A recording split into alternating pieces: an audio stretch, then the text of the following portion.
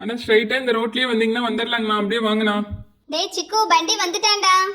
டேய் பசங்களா, என்னடா இந்த கான்ட்ராக்டர் அட்ரஸ கொடுத்து வச்சிருக்கீங்க? தேடி வரத்துக்குள்ள போதும் போதும் ஆயிடுச்சு எனக்கு. சாரி, நான் உங்களை அலைய விட்டதுக்கு. பசங்க எல்லாம் பர்த்டேக்கு ட்ரீட் கேட்டாங்க, கொஞ்சம் சர்ப்ரைஸ் ட்ரீட்டா இருக்குமேன்னு சொல்லிட்டு இங்க கொடுத்துட்டேங்கண்ணா. என்னமோ போ பசங்களா, இனிமே அட்ரஸ் கொடுத்தா முதல்ல தெளிவா கொடுங்க. அப்புறமா பெரியவிக்கல யாரையுமே காணோம், தனியா இருக்கீங்களாட்டிருக்கு. கொஞ்சம் பத்திரமா சேஃப்டியா சாப்பிட்டுட்டு சீக்கிரம் வீட்டுக்கு போய் சேருங்க. சரி சரி, நாங்க பாத்துக்கிறோம்னா, நீங்க பத்திரமா போய் சேருங்க. டேய் பண்டி, எப்ப பார்த்தாலும் எல்லாத்தையும் கிண்டல் பண்ணிக்கிட்டே தான் நீ இருப்பியா? மீரா வேற ஒருத்தி வந்துருவா. சரி சரி விடுங்கப்பா, உங்களுக்காக சிக்கன் பிரியாணி ஆர்டர் பண்ணிருக்கேன், வாங்க எல்லாரும் சாப்பிடலாம். ஹே சூப்பர் சிக்கு, உன்னோட பர்த்டே சர்ப்ரைஸ் எங்களுக்கு எல்லாத்துக்கும் பிரியாணியா? நீ சொல்லவே இல்ல. மட்டன் பிரியாணி வாங்கியிருந்தா நல்லா இருந்திருக்கும். பரவாயில்ல, அட்ஜஸ்ட் பண்ணிக்கிறோம். சிக்கன் பிரியாணியா?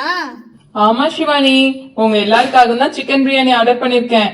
அம்மா இந்த முறை ட்ரீட் வைக்க கம்மியா தான் காசு தந்தாங்க, அதனாலதான் சிக்கன் பிரியாணி. நெக்ஸ்ட் டைம் ஏதாவது ட்ரீட் வைக்கணும்னா உங்களுக்கு இன்னும் ஸ்பெஷலா வச்சிடலாம், ஓகேவா? விடு சிக்கு, நாங்க சும்மா தான் கேட்டோம். சிக்கன் பிரியாணியவே நாங்க ஒண்ணு விட மாட்டோம். ஏய் ஹெல்ல, நீ தான் நான்வெஜ் சாப்பிட மாட்டியா, என்ன பண்ண போற? டேய் பண்டி, அதெல்லாம் நானா சாப்பிட ஆரம்பிச்சிட்டேன். ஓ அப்படியா? அப்பப்ப இந்த ரூல்ஸ் எல்லாம் மாத்திக்கிறப்ப எல்லாம். சிக்கன் பிரியாணி பார்த்தோன்னா உனக்கு சாப்பிடணும் போல இருந்துச்சா? எனக்கும் அப்படிதான் இருக்கு. முதல்ல சீக்கிரம் எனக்கு ஒரு பிளேட்ல போட்டு தாங்க. ஹே பண்டி, கொஞ்ச நேரம் வெயிட் பண்ண மாட்டியா? எத்தனை பேர் இருக்கோம், எல்லாருக்கும் சாப்பாடு போடணும்ல, எல்லாருக்கும் சாப்பாடு வேணும்ல. அதுக்குள்ள சீக்கிரம் போடு கத்திக்கிட்டே இருக்க. இவன் வேற ஒருத்தி, நான் எது பேசினாலும் குறுக்க வந்து ஏதாவது பேசுறதுலயே இருக்கிறான். இவளுக்கு எனக்கு செட்டே ஆக மாட்டிருக்குப்பா. சரி அதெல்லாம் இருக்கட்டும்.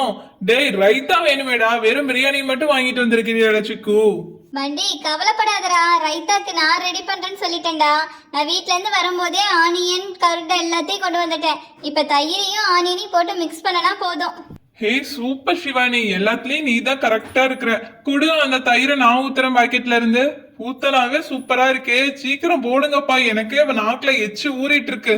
பொறுமை பண்டி, இரு உனக்கே நான் முதல்ல போட்டு கொடுத்துட்றேன். நல்லா மிக்ஸ் பண்ணிடலாம், இல்லைன்னா தயிர் தனியா இருக்க மாதிரி இருக்கும். ஃபர்ஸ்ட் ஆனியனையும் தயிர் மிக்ஸ் பண்ணிட்டேன். இலையில தயிர் அப்புறம் போட்டுக்கலாம், முதல்ல என் தட்டத்துல போடு ரைத்தாவ.